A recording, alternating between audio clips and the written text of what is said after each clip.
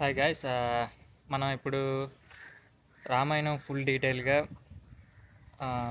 ఏమైనా ఈ కొత్త ట్రైలర్లో మనకి ఏమైనా కంప్లీట్ డీటెయిల్స్ ఏమున్నాయో ఒకసారి చూద్దాం. అయితే ఒక్క విషయం, ఆల్మోస్ట్ అందరికీ రామాయణం యొక్క స్టోరీ తెలుసు. సో ఇందులో మనకి కొత్తగా ఏం ప్రజెంట్ చేయబోతున్నారు అనేది మనం చూద్దాం. సో ఇప్పుడు స్టార్టింగ్ కొన్ని సీన్స్ అయితే నేను డైరెక్ట్గా ప్లే చేస్తాను. సో అవి కంప్లీట్ అయ్యాక మనం దానికి సంబంధించి మనం అందులో డీటెయిల్స్ ఏమున్నాయని చెప్తాను.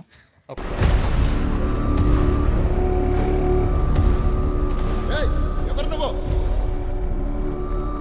మీ కొత్త రాజు.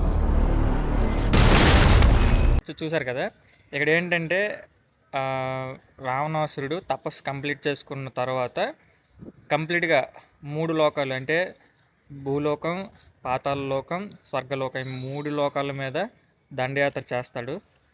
సో దానికి సంబంధించింది. సో ఇది పాతాళ లోకం.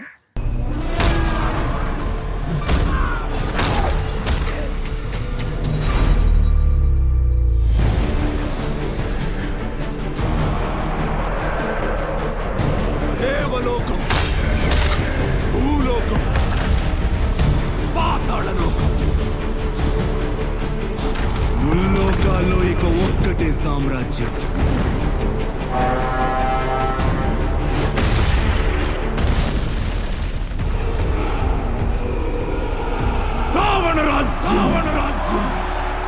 రావణాసురుడు తపస్సు చేసుకొని వచ్చిన తర్వాత మొత్తం 3 లోకాల మీద యుద్ధం చేసి 3 లోకాలని గెలుచుకుంటాడు. గెలుచుకొని ముల్లోకాలకి అధిపతి అవుతాడు. అధిపతి అయిన తర్వాత అధర్మం అనేది స్టార్ట్ అవుతుంది. సో అది స్టార్ట్ అయ్యాక మనకు తెలిసిందే రామాయణంలో ఏమేమి జరుగుతుంది అనేది. సో ఇక్కడ చూసుకుంటే నెక్స్ట్ డీటెయిల్ ఏమనేది చూద్దాం. ఈ ఫస్ట్ దాంట్లో డీటెయిల్ ఏంటంటే ఇది కొత్తగా యాడ్ చేశారు. ప్రతి రామాయణంలో మూవీస్లో మనకేంటంటే డైరెక్ట్గా రాముడు ఎంట్రన్స్ అయితే ఉంటుంది, కానీ అలా కాదు. ఇక్కడ రావణాసుడు యొక్క ఎంట్రన్స్ అయితే పెట్టారు. రావణాసుడు తపస్సు చేసిన తర్వాత ఏం చేస్తాడు అనేది మనకి ఈ రామాయణంలో అయితే డీటెయిల్గా చూపించడానికి ట్రై చేస్తారు అనిపిస్తుంది నాకైతే. సో నెక్స్ట్ డీటెయిల్కి అయితే వెళ్ళిపోదాం. నెక్స్ట్ డీటెయిల్ అయితే చూసుకుంటే మనకి విష్ణుమూర్తి అయితే కనిపిస్తాడు తన కాస్మిక్ ఫామ్లో. సో ఈ కాస్మిక్ ఫామ్లో ఎవరికో విష్ణుమూర్తి అయితే దర్శనం అయితే ఇస్తున్నారు, కానీ ఎవరికనేది మనకు క్లారిటీ తెలియడం లేదు. సో మోస్ట్లీ నేను 2 సార్లు విష్ణుమూర్తి దర్శనమిచ్చే ఛాన్సెస్ ఉన్నాయి అనుకుంటాను. ఎవరికంటే పిల్లల కోసం, తనకి పుత్ర సంతానం కోసం దశరథుడికి కానీ, లేదంటే మనకి తెలిసిందే కదా, శివధనుర్భంగం జరిగిన తర్వాత పరశురాముడు వచ్చి రాముడికి ఛాలెంజ్ చేస్తారు కదా. సో ఆ టైంలో రాముడిని చూసినప్పుడు పరశురాముడికి రాముడు విష్ణుమూర్తి యొక్క రూపంలో కనిపించడం కానీ, సో ఈ 2 సన్నివేశాల్లో మనకి విష్ణుమూర్తి కాస్మిక్ ఫామ్లో కనిపించే ఛాన్సెస్ అయితే ఉంటాయి. ఇది నాకు అంత క్లారిటీ లేదు, కానీ ఎవరికో మాత్రం విష్ణుమూర్తి అయితే కాస్మిక్ ఫామ్లో దర్శనం అయితే ఇస్తున్నారు. అంటే నెక్స్ట్ డీటెయిల్ చూసుకుందాం. నెక్స్ట్ డీటెయిల్ ఏంటంటే దశరథుడు పుత్ర సంతానం కోసం యజ్ఞం చేయడం. డీటెయిల్ ఏంటంటే దశరథుడికి పుత్ర సంతానం కలుగుతుంది. సో ఆ పుత్ర సంతానంలో రాముడు పేరు అనౌన్స్ చేస్తాడు. ఈ డీటెయిల్ చూసుకుంటే రాముడు తన యొక్క శిక్షాభ్యాసం ఉంటుంది కదా, ఆ టైంలో తన యొక్క ఎంట్రీ అయితే చూపిస్తున్నారు ఇక్కడైతే. సో రాముడి యొక్క, నాకు తెలిసి మూవీలో కూడా రాముడు ఫస్ట్ ఎంట్రన్స్ అయి ఉండొచ్చు నాకు తెలిసి ఇక్కడ ఇది. సో ఇక్కడ చూసుకుంటే విశ్వామిత్రుడి యొక్క యజ్ఞాన్ని ప్రొటెక్ట్ చేస్తున్న రామలక్ష్మణులు అయితే కనిపిస్తారు. విశ్వామిత్రుడి వచ్చి తెలిసిందే కదా, విశ్వామిత్రుడి వచ్చి తన యజ్ఞాన్ని ప్రొటెక్ట్ చేయడానికి రామలక్ష్మణులు అయితే తీసుకువెళ్తారు. సో దానికి సంబంధించింది ఈ యొక్క సీన్ అయితే. నెక్స్ట్ డీటెయిల్లో విశ్వామిత్రుడు రామలక్ష్మణుల్ని తెలిసిందే మనకి జనక మహారాజు యొక్క రాజ్యానికి తీసుకువెళ్తారు. సో అక్కడ సీతాదేవి యొక్క స్వయంవరంలో శివధనుర్భంగం యొక్క సీన్ అయితే ఇది. సో చూడడానికి చాలా బాగుంది. గ్రాఫిక్స్ కూడా చాలా చాలా బాగా డిజైన్ చేశారు. ఈ ట్రైలర్లో గ్రాఫిక్స్ కూడా చాలా బాగున్నాయి. సీన్లో ఏముందంటే దశరథుడిని తన యొక్క కైకేయి తనకిచ్చిన వరం గురించి అడుగుతుంది.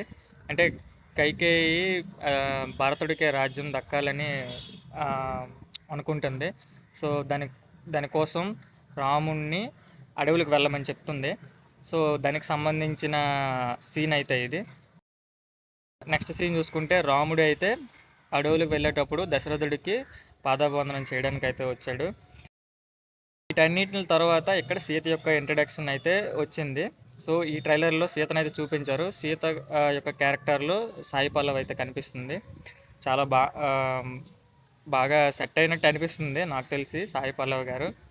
అండ్ నెక్స్ట్ డీటెయిల్ చూస్తే ఈ డీటెయిల్ అయితే స్వయంవరానికి సంబంధించి సీతాదేవితో పాటు తన చెల్లెళ్ళు కూడా ఉన్నారు. సో స్వయంవరం కంప్లీట్ అయిన తర్వాత రామ లక్ష్మణ భరత శత్రుఘ్నుల్ని సో సీతాదేవితో పాటు తన చెల్లెళ్ళు వివాహం అయితే చేసుకోవడం అయితే జరుగుతుంది.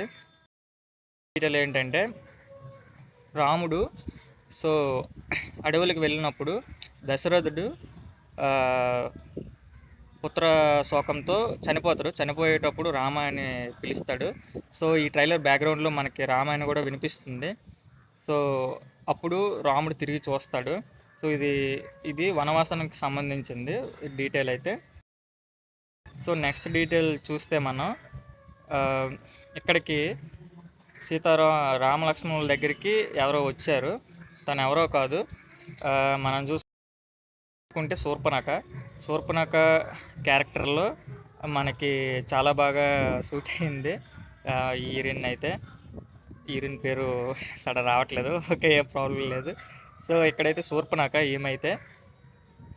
సో నెక్స్ట్ డీటెయిల్ ఏంటంటే లక్ష్మణుడు అయితే శూర్పణఖ ముక్కునైతే ఇక్కడ కట్ చేశాడు ఈ సీన్లో. ఇంకా శూర్పణఖ అవమానం జరిగిన తర్వాత రావణాసురుడి దగ్గరికి వెళ్ళి సో తనకు జరిగిన అవమానం చెప్తుంది. సో అవమానం గురించి చెప్పిన తర్వాత రావణాసురుడు ఏం చేశాడనేది మనకు తెలిసిందే. సో తను సీతను అయితే అపహరించుకొని వస్తాడు. ఈ డీటెయిల్లో సీత అయితే మనకు కనిపిస్తుంది అపహరించినట్టు. అండ్ నెక్స్ట్ మనకి జటాయువు పోరాడతాడు రావణాసుడితో. జటాయువు పోరాడిన తర్వాత మనకి రామలక్ష్మణులు తనకి దహన సంస్కారాలు అయితే చేస్తారు. అప్పుడు నాకు తెలిసి రాముడి డైలాగులు చెప్తూ ఉండొచ్చు. సో దీనికి సంబంధించి అది సీక్వెన్స్ అయితే. సో నెక్స్ట్ డీటెయిల్కి వెళ్ళిపోదాం. నెక్స్ట్ డీటెయిల్ ఏంటంటే రాముడు మనకి కరదూషణులతో తెలుసు కదా, మనకి కరదూషణులు ఎంతమందో వాళ్ళతో ఫైట్ సీక్వెన్స్ అని నేను అనుకుంటున్నా. మోస్ట్లీ అయితే ఇక్కడ గ్రాఫిక్స్ అయితే చాలా బాగుంది. దీని తర్వాత చాలా ఫైట్ సీక్వెన్సెస్ కూడా వచ్చాయి ట్రైలర్లో. సో ఈ డీటెయిల్స్ అయితే చాలా చాలా బాగున్నాయి. అండ్ నెక్స్ట్ డీటెయిల్ చూసుకుంటే ఇది సరైన డీటెయిల్. మనకి తెలిసిందే సీతా స్వయంవరం జరిగిన తర్వాత అక్కడ పరశురాముడు అయితే వస్తాడని. సో ఈ సీన్లో నాకు తెలిసి ఈ మోకాళ్ళ మీద కూర్చున్నది పరశురాముడు అని నేను అనుకుంటున్నా మోస్ట్లీ. ఎందుకంటే మనకి ప్రీవియస్ ట్రైలర్లో అండ్ ఈ ట్రైలర్లో కూడా పరశువుని అయితే చూపించారు. సో నెక్స్ట్ సీన్లో చూడండి పరశువు అయితే కనిపిస్తుంది. సో మోస్ట్లీ విష్ణు చాపాన్ని పరశురాముడు రాముడికి అయితే ఇవ్వడం అయితే జరుగుతుంది. అదే సీన్ అని నేను అనుకుంటున్నా మోస్ట్లీ ఇక్కడ డీటెయిల్ అయితే. సో ఇక్కడ ఈ క్యారెక్టర్ గ్రాఫిక్స్ అయితే చాలా బాగున్నాయి. ఇది ఎవరో కాదు, జటాయువు. సో జటాయువు సీతాదేవిని రావణాసుడు అపహరించుకెళ్ళినప్పుడు తనతో పోరాడతాడు.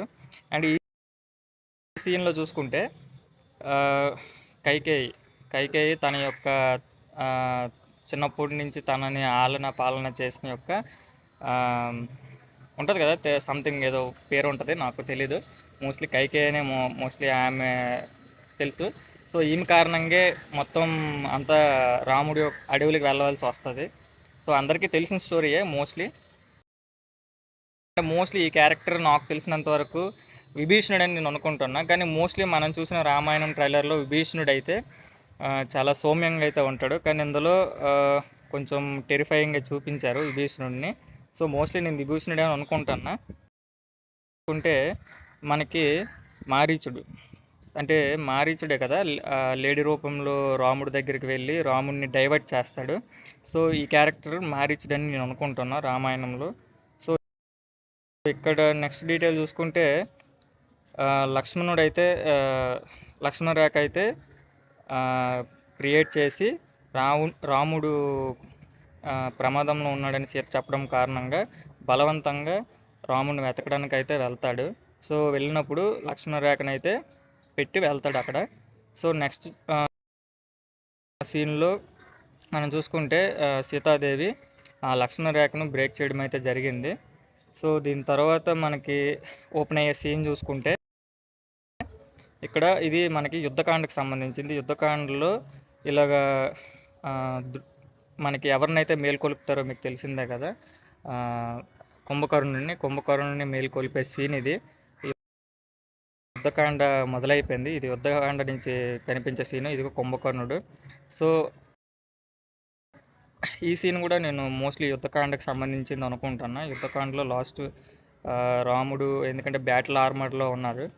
సో బ్యాటిల్ ఆర్మర్లో ఉన్నారు, ఇంకా ఏదో శక్తివంతమైన అస్త్రాన్ని అయితే ప్రయోగించే ఛాన్సెస్ ఉన్నాయి ఇక్కడ. ఎందుకంటే ఏదైనా శక్తివంతమైన అస్త్రాన్ని ప్రయోగించినప్పుడే ఎంతటి వీరుడైనా మోకాళ్ళ మీద కూర్చుంటారు. సో అలా మోకాళ్ళ మీద కూర్చొని రాముడు అయితే ఏదో శక్తివంతమైన అస్త్రాన్ని అయితే ప్రయోగించారు. సో ఇది చూసుకుంటే మోస్ట్లీ బ్యాటిల్ ఫీల్డే.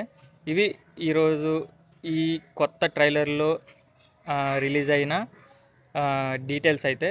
సో మన డీటెయిల్ మీకు నచ్చినట్లయితే, మన రివ్యూ మీకు నచ్చినట్లయితే మన ఛానల్ అయితే సబ్స్క్రైబ్ చేసుకోండి. అండ్ మీ ఫ్రెండ్స్ అందరికైతే షేర్ చేయండి guys. And thank you very much అందరికీ. Bye bye.